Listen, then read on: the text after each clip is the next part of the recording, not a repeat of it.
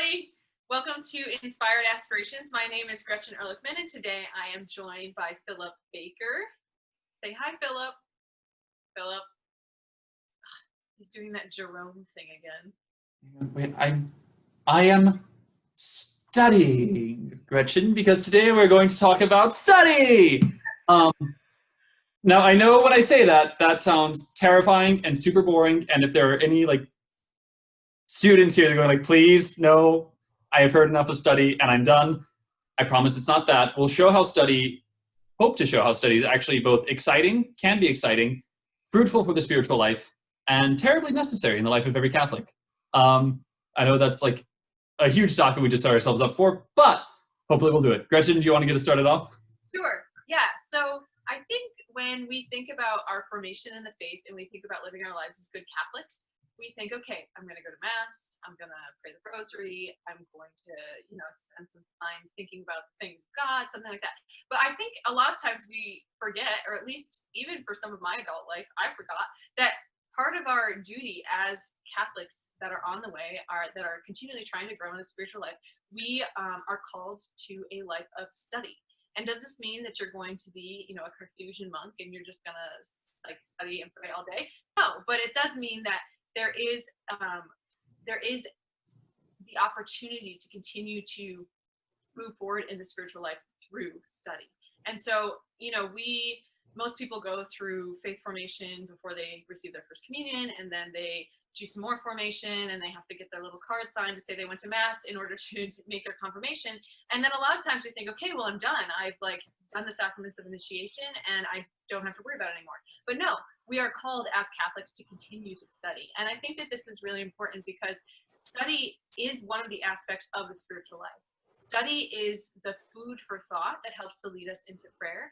So I think when I was meditating kind of just on, what is study and how am I going to talk about it, I was thinking about how study itself gives us that food for thought that brings us into prayer. It gives us something to reflect on.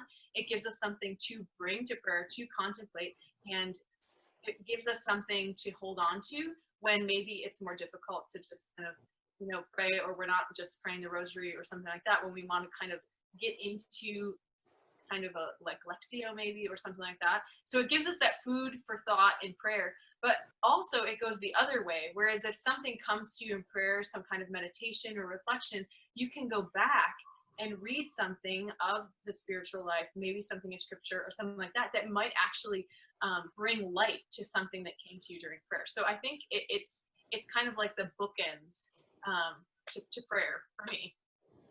There's so much there that I want to go into, and we'll see where we can start. I think to kind of start at the end and maybe work backwards, what you said about something comes to you in prayer, and we are terribly good at self-deception and coming with all kinds of crazy nonsense. And so I think there are times where we might be in prayer and we're wow, this crazy thing just came to me. It seems true, but we're but also I know I'm good at making stuff up. And it would be really great if somebody that had Pope, Saint, or there was a scripture verse I could use to back this up. And so that's where study can go and help us, kind of corroborate what we've been, what we've been led to, because, as St. Paul says, Jesus Christ is the same yesterday, today, and forever, so that the things that he said to his apostles is the same, it's the same truth he reveals to his mystics in the Middle Ages that is the same thing that's true of him today. And this is a way in which we can learn from the whole tradition of the church and this whole really salvation history back from, in as much as it's been given to us through the scriptures and recorded down the ages,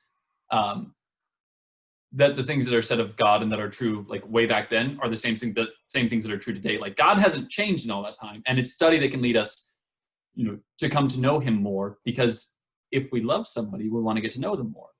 And we can't love someone or something unless we come to know it first, right? If I don't know that my teapot over here is a teapot, I can't love it as a teapot. Silly example, but there's this condition of knowing something first before we can come to love it. And off of that kind of idea of knowing, there's something about study helps us to come to know God, and then in coming to know God, we come to know more of ourselves, right? Because through prayer, through study, through living the Christian life, we are conforming ourselves ever more to God. And so it is through this kind of act of either experiential or academic study that we are continuing to know God and to know ourselves. And it is this kind of growth that I think is kind of the surest path to growing in relationship with Christ and in relationship with the Trinity and just in the spiritual life in general. And I think it's really important to think about how those things are so intimately connected. Mm-hmm.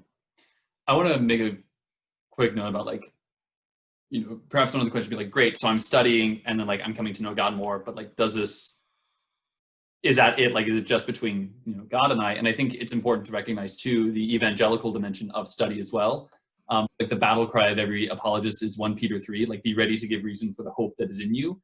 And I think this is an experience, certainly in our day and age, that most Catholics have had of like, I'm telling somebody about the faith and like, well, why do you believe that? And you might go, well, I don't know. This is just what I've heard growing up. And like, that's not a good answer. And that's not something that's going to convert people, because people want to believe in something and have a reason to believe. And in fact, we do have a reason to believe. It's been handed down to us by God through the church and in the scriptures. And these are things we can take, internalize, and then hand on again as we come to recognize by God's grace that they're true.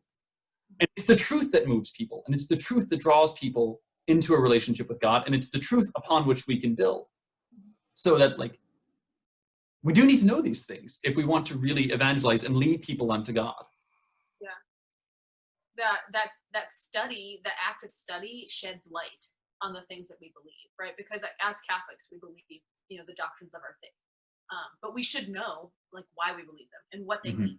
And to the best of our abilities, try and understand those things. Like some things we're going to study to the end of our days and we're not going to understand them, right? So like the very intimate details of the Trinity, you know, it's impossible for our, you know, human minds to understand that. But even so, in studying these things, we are growing in love of them, and we are growing in desire, and we are growing in some form of knowledge that is getting us closer to Christ, just preparing us for our final end, which is heaven and the beatific vision. So, yeah.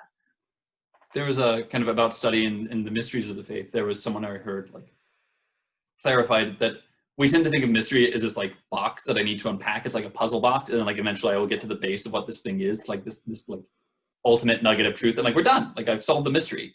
But the mysteries of our faith are not like that. They're not these puzzle boxes to unravel. They're, maybe it's St. Thomas who says this. I don't know. It sounds right, so I'll just ascribe it to St. Thomas. But these mysteries are like infinitely contemplative, you know, so we're drawn ever more deeply into these mysteries. And this is what we'll do in the beatific vision, you know, that we'll never fully understand God even in heaven. You know, even the angels don't fully grasp God's nature. You know, but there was a theology professor I knew who talked about it like in an asymptotic way, that we're ever approximating coming to know God more, but like we never quite grasp it. And this is something that we begin to do now, so that study is in this way anticipatory of heaven and also fundamental to our lives as Catholics. But like, no, you don't need to study like a Dominican 4 hours a day, but everybody needs to study, because if you love someone, you will come to know them. And again, it all comes back to love. Yeah, that's it. You literally just stole the words out of my mouth. I'm gonna wrap this up. I'm just gonna say that it helps us grow in love, but it's so true. So let us go forth from this episode and embark on a great journey of study so that we can grow in love. And with that, we're out of time. But thank you for joining us for this episode of Inspired Aspirations. My name is Gretchen Ehrlichman. And I'm Phillip Baker. And we'll see you next time. Please feel free to share this on any kind of social media. Share it with your friends, share it with your enemies, share it with your family, share it with your dog, share it with whoever you want. But, share it with people who need to study. Yeah, share it with those who are in need of study. But thank you so much for joining us, and don't forget to think Catholic, speak Catholic, be Catholic. God bless. God bless.